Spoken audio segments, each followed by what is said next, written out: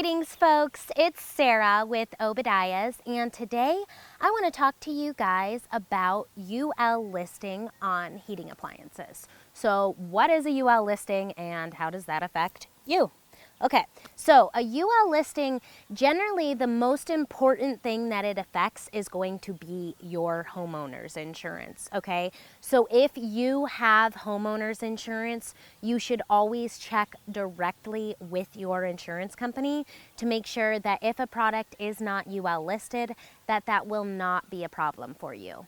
The other place where this can come into play is going to be if you're having any type of building inspection done. Okay, so if you're in a county where a local building inspector comes out, or also if you're in Canada and you potentially have to have a wet inspection, generally that inspector will want to see what's called a UL listing for the United States or a ULC listing for Canada. Generally, when a product is UL listed for the United States or ULC listed, it is cross-referenced to be UL and ULC for the United States and Canada, covering North America. However, it is always good to check on that before purchasing an appliance to make sure that you have the required listings. Now people kind of ask, like, what is UL? UL is not EPA. It has nothing to do with emissions. It is what is called basically a safety listing.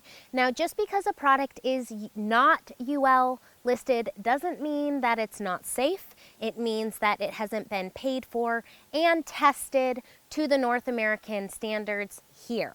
Generally, it's because that product has been tested to a different set of standards, like a European standard, which is equivalent or more stringent than our own testing requirements here in North America.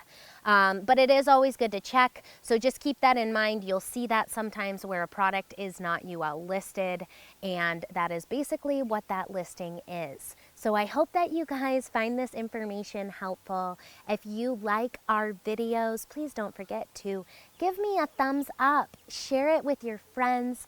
Don't forget to subscribe to our channel. Thank you guys so much for watching. God bless. Have a wonderful day.